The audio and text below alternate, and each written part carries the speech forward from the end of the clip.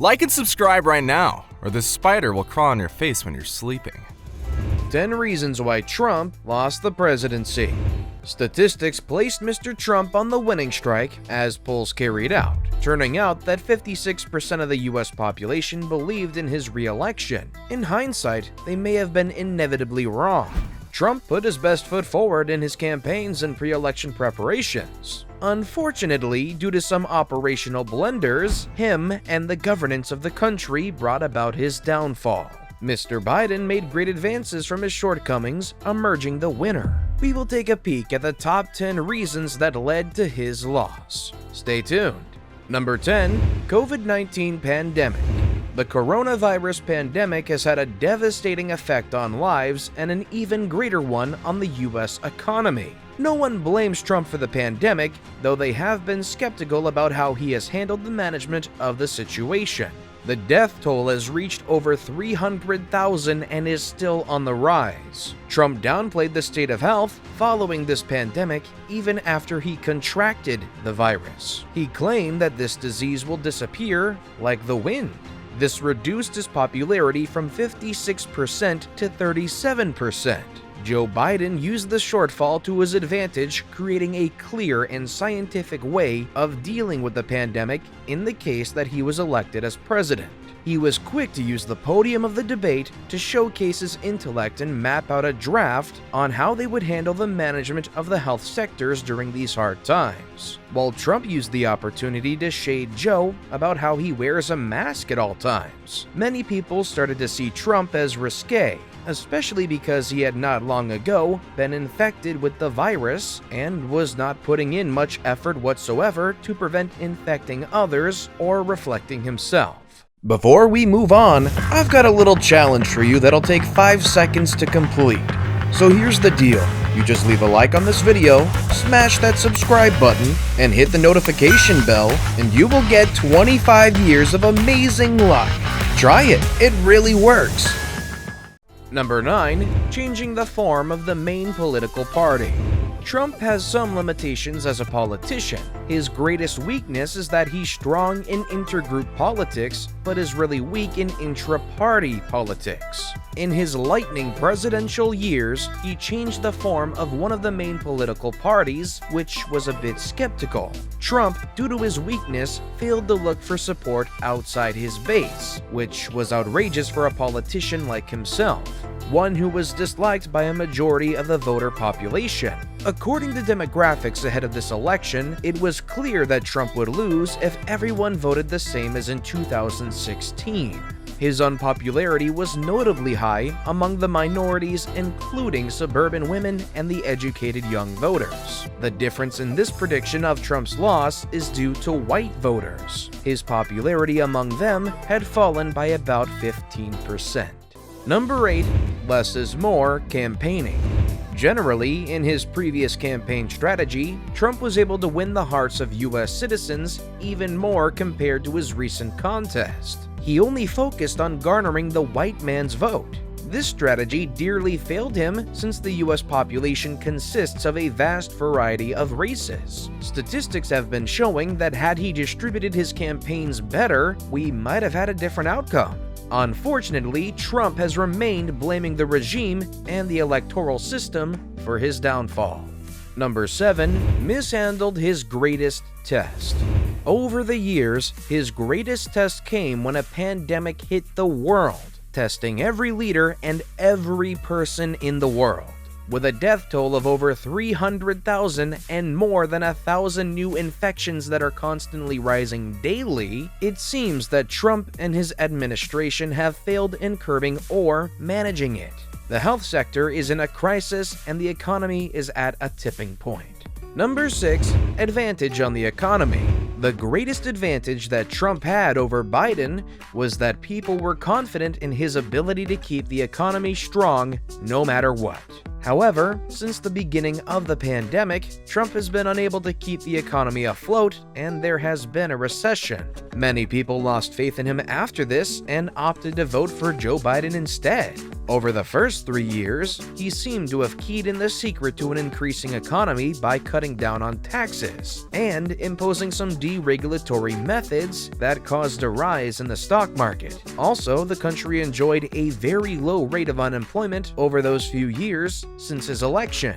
Unfortunately, when the country fell into a recession, Trump didn't use some of the tools close at hand to regain control of the economy. Some relief bills that were passed by the Congress helped in keeping some businesses open and also increased some household incomes. Undoubtedly, there has been nothing fundamental in development since then.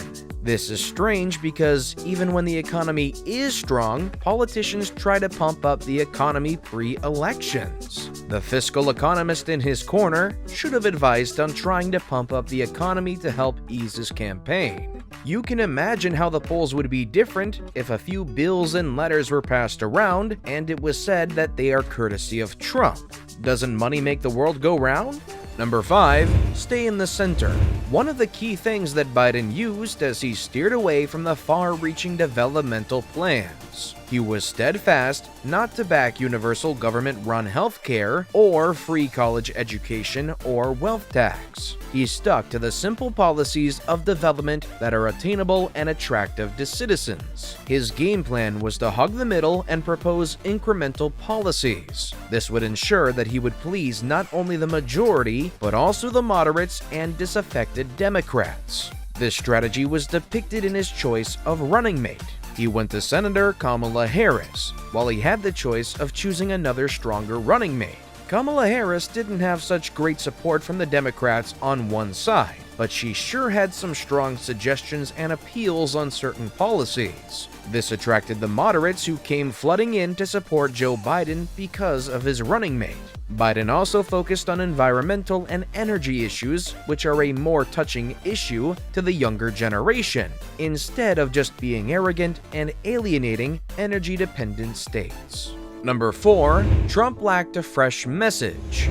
One of the major things that anyone noted was that Trump's message was stale, too familiar with what he brought to the people the last time around, and he did not have any new content or strategies going forward. This was such a backward pull for him when he spoke, and people wanted to listen to the great ideas he had in store for the nation, especially during this hard time. The first time vying for the presidential seat, Trump was on fire. He came with bold suggestions like building the wall, banning countries from entering the US, better trade deals. He did not deserve any reproach from anyone or a backlash for what he said, and that made him a very attractive and strong candidate then. He made a clear stand on some sensitive issues, such as gun rights and control, and abortion rights, laying them out very clearly. He also suggested that he was a moderate on some issues, such as the LGBTQ movement and how he would support it. He did make true on almost all of his promises back then, which is a pretty impressive thing.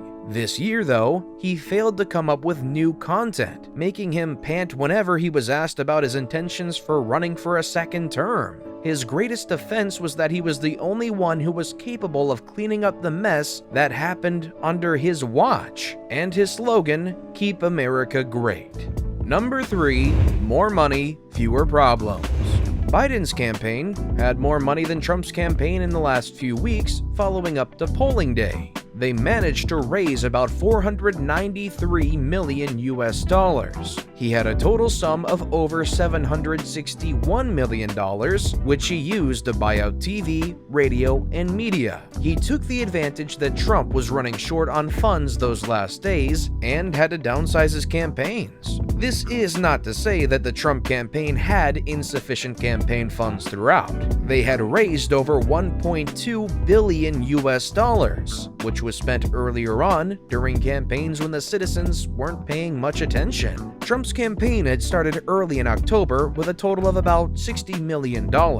Some funds went into the September campaign. While this was true, Mr. Biden still had a head start because his campaign had over thrice as much funding as that of Trump. Biden even managed to have some change left over in the bank from the campaign.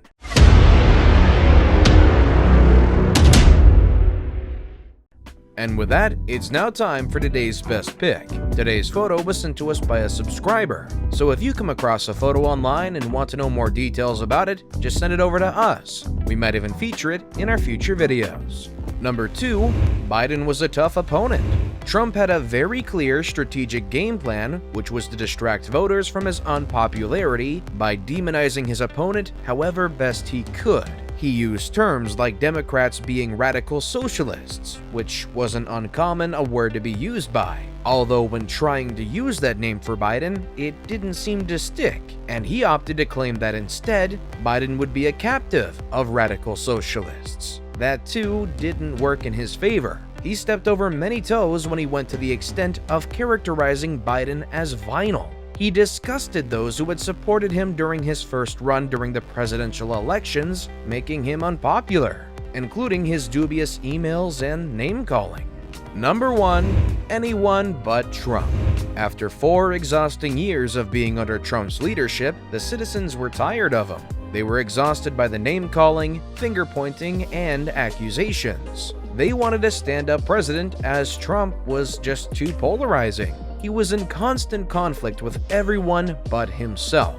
Almost heaven sent comes a calm and stand-up man vying for the presidency, who barely participates in name-calling, and his biggest proclamation was that he was not Trump. And sure as day, everyone hopped onto the Joe Biden train because it was better for them than Trump. Although politics may not be your cup of tea, do you support the findings in the video? Let us know what you think in the comments below.